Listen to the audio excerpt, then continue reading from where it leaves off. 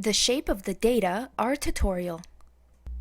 In the Shape of the Data lecture, Allison explored the distributions of the datasets we are now familiar with through the use of a new graphical measure, the histogram. We will produce histograms for the life expectancy dataset, the skeletal remains, and the salaries for the New York Red Bulls. Again, we will read in the life expectancy data and name the second column with the life expectancies life exp. Let's investigate R's default histogram. With the command hist, we obtain a basic histogram of the data. Notice that R automatically chooses how many bins to create, gives the histogram a main title, and names the x-axis after the variable name. We can change a few of these options to get a better looking histogram that is easier to read and more informative. We can now specify that we would like the histogram to contain only 5 bins, with the argument breaks is equal to 5. Then we can change the label of the x-axis. And finally, we can change the title of the histogram.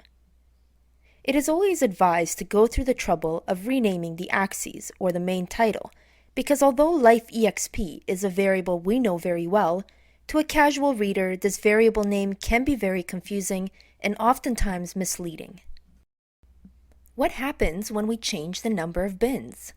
As Allison pointed out, it might not be a good idea to do so, since increasing the number of bins can sometimes make the histogram look more noisy, and it will definitely make it harder to determine its shape. For comparative purposes, we can also reproduce the horizontal box plot of the life expectancies, with the extra argument horizontal is equal to true. Our final investigation into the shape of this dataset will be with the 5-number summary. Here we can follow Allison's reasoning as to why the data is left skewed. We can also see right away that the mean is less than the median, which should also be a clear indication.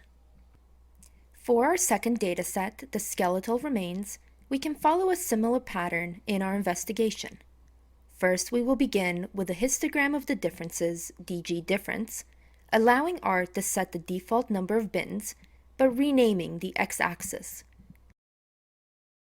And again, we will want to compare the histogram with the horizontal box plot.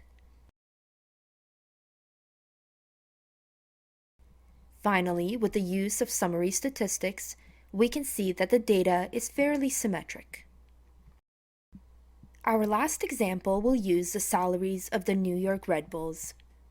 For the histogram, we will want to use the salaries in thousands of dollars, so we will graph NY salaries divided by 1,000. We will also specify, with breaks is equal to 24, that we wish to have 24 bins, so that we get a better sense of where the data lies. But even with so many bins, we still can't get a good grasp on the shape of the data because of the two extreme observations on the far right.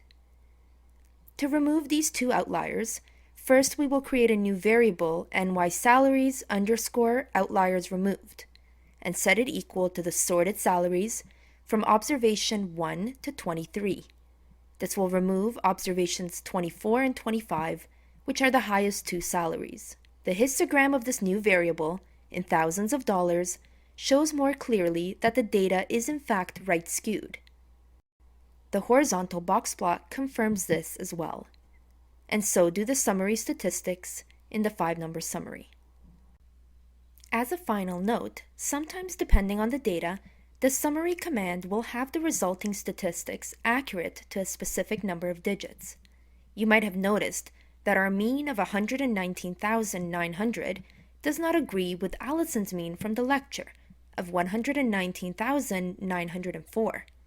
We can specify in the summary command how many digits the answer should be accurate to. In our example, since the highest salary with the outliers removed has only 6 digits, we can specify digits is equal to 6 in the summary command.